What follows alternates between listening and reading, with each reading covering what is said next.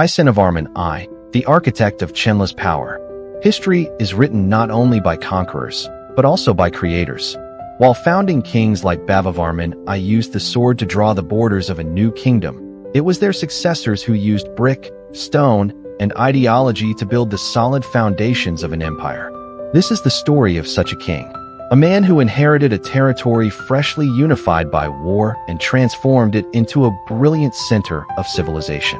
He built one of Southeast Asia's first great urban capitals, a city of hundreds of brick temples, and shaped a unique artistic style that would become the precursor to the glory of Angkor. Welcome back to the History of Southeast Asia series. In this episode, we will delve into the reign of King Isanavarman I, the great architect of Chenla's power. Part 1. The Heir of Conquerors, the context of Isanavarman I's accession. To understand the role of Isanavarman I, we must return to the context of Chenla at the beginning of the 7th century. The young kingdom had just undergone a spectacular expansion under the leadership of the two brothers, Bavavarman I and Chitrasena. They had successfully overthrown the mighty Funan Empire, annexing the fertile Mekong Delta into their territory. After Bavavarman I's death, his brother Chitrasena ascended the throne with the reign named Mahendravarman and continued the conquests to consolidate the kingdom. Isanavarman I, believed to be the son of Mahendravarman, ascended the throne around the year 616 AD. He inherited an immense, yet challenging, legacy. The kingdom of Chenla at this time was a diverse political entity, comprising the original Khmer heartland to the north and the former lands of Funan to the south, with their different cultural and economic traditions. The mission of Isanavarman I was no longer conquest, but consolidation and creation. He needed to create a new center of power, a common ideology, and a cultural identity strong enough to bind these different lands together. His reign, which lasted about 20 years, was the answer to that challenge. He not only maintained the legacy of his father and uncle, but elevated it to a new level, turning Chenla into a true superpower, recognized by the entire region and even by Tang Dynasty China. Part 2.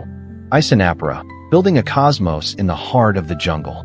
One of Isanavarman I's first and most important decisions was to move the capital and build a new one, a political and religious center worthy of a rising empire. He chose a strategic location, situated between the Great Lake, Tunnel Sap, and the Middle Mekong region, and named his new capital Isanapura, meaning the city of Isana, another name for the god Shiva. Today, the ruins of this great capital are known as Sambor Prei Kuk. Sambor Prei Kuk was not a city built at random. It was a meticulously planned super city, with an enclosure wall and a system of reservoirs to support life and agriculture. Its center was not a palace, but a complex of hundreds of brick temple towers, divided into 3 main groups. The northern group, Prasit Sambor, believed to be the main temple group, dedicated to a special incarnation of Shiva. The centerpiece of this group is a temple with a unique octagonal plan, a very rare architectural form in Khmer art. The southern group, Prasit Yepaun, another important temple complex, possibly built to worship other Hindu deities. The central group, Prasit Tao, dominated by a large central temple, which was likely built slightly later. The construction of such a large-scale capital was a statement of power. It demonstrated the ability to mobilize and organize a huge labor force. But more importantly, Isanapura was an attempt to replicate the cosmic order on Earth, with the God King at its center, a concept that the later kings of Angkor would inherit and develop to its peak. Part 3. The Masters of Brick, Architectural and Decorative Techniques. The era of Isanavarman I was the golden age of Chenla's brick architecture. While the preceding Funanese people primarily used less durable materials like wood, the people of Chenla became masters in the use of fired brick to create lasting architectural works. The temple towers, Prasit, at Sambor Prei Kuk were built entirely of brick, using a special construction technique that required no binding mortar. The bricks were ground smooth and stacked together so perfectly that a knife blade cannot be inserted between them. But their genius was not only in construction, but also in the art of decoration. Instead of facing the walls with sandstone slabs, Chenla sculptors carved directly onto the brick walls while they were still moist. This technique required extraordinary precision and speed. The result was temple walls covered with vivid and intricate images. One of the most unique and famous decorative motifs at Sambor Prei Kuk is the image of the flying palaces. These are miniature models of the temples themselves, carved in relief on the walls, with royal or divine figures looking out from the windows. These flying palaces were believed to be the abodes of the gods, creating a sense of a magical, celestial world.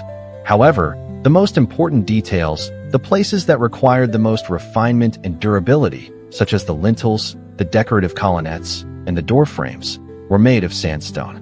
It is upon these stone elements that the unique artistic style of Isanavarman I's era was most clearly expressed. Part 4. The Sambor Prei Kuk style. The birth of a Khmer artistic language. The art under Isanavarman I, also known as the Sambor Prei Kuk style, marked an important turning point. The birth of a true Khmer artistic language, distinct from Indian models. On the sandstone lintels, the lintels of this period have a very characteristic style.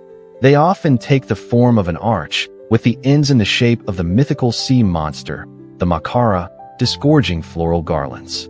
In the center of the arch, there is often a small medallion carved with a deity, such as the god Indra riding his elephant Airavata. This style is both refined and powerful. On the sculptures, the statues of this period broke away from the soft, graceful beauty and the triple flexion pose, Tribanga, of Fulanese art. Instead, they exhibit a more powerful, solid, and static style. Deities like Harihara or Vishnu are often depicted in a straight, frontal pose, with broad shoulders and a narrow waist, exuding a sense of static power. The clothing of the statues, like the sampot, is rendered in a more stylized manner, with the folds carved into clear patterns, sometimes decorated with an anchor-like motif. The Sambor Prei Kuk style demonstrates a cultural self-confidence. The Khmer were no longer merely copying Indian models, but had begun to interpret and recreate them in their own way, creating a unique indigenous style. It was this powerful and confident artistic style that laid the solid foundation for the explosion of Angkorian art later on. Part 5. The Conqueror and the Diplomat, consolidating the Chenla Empire. Isanavarman I was not just a builder. He was also a skilled military and diplomatic leader who completed the work of unification that his father and uncle had begun. His inscriptions have been found across a vast territory, showing that his power reached far and wide. He completely subjugated the last centers of Fulanese power in the south. His conquests also expanded the territory westward, up to the lands of the Mon Dvaravati kingdom. But his greatest diplomatic achievement was the establishment of formal relations with the most powerful empire in Asia at the time, the Tang dynasty of China. Shortly after ascending the throne, around the years 616 to 617 AD, Isanavarman I sent a tribute mission to the court of Emperor Taizong of Tang in Chang'an. This was an incredibly wise diplomatic move. By acknowledging the status of the Tang dynasty, Isanavarman I received official recognition from China for his kingdom of Chenla. This not only helped to secure the northern border, but also brought great commercial benefits. The Book of Sui from China recorded that Chenla was a country with many precious products and skilled merchants. Under Isanavarman I, the kingdom of Chenla reached its peak of power and prosperity. He had transformed a territory freshly conquered by war into a unified, organized, wealthy, and internationally recognized empire. Part 6. The Legacy of the Architect of Power. Isanavarman I died around the year 637 AD. His reign, though it lasted only about 2 decades, left behind an immense legacy. Architecturally, he left the capital of Isanapura, Sambor Prei Kuk, now a World Heritage Site, a testament to the genius of Chenla's architects and artisans. The single brick temple tower, Prasad, of his era was the basic cell, the unit that was multiplied and combined to create the massive sandstone temple mountain complexes of Angkor. Artistically, he patronized the birth of a unique, powerful, and self-confident Khmer art style, which laid the foundation for all subsequent Angkorian art styles. Politically, he completed the unification of Chenla, consolidating a state with an administrative apparatus and international recognition. The strong kingdom he left behind was the foundation upon which his successors, like Bavavarman II and Jivarman I, could continue to rule in peace for nearly half a century. Isanavarman I was not the founder, nor was he the builder of Angkor Wat. But he was the architect who designed and built the solid foundation for the common home of the Khmer nation. Without his legacy, there would perhaps have been no glorious Angkorian Empire. History has so many more stories to tell. To make sure you don't miss a single one, take action now. Like the video, subscribe to the channel, and ring the bell. Join us as we uncover the hidden corners of the past. See you next time.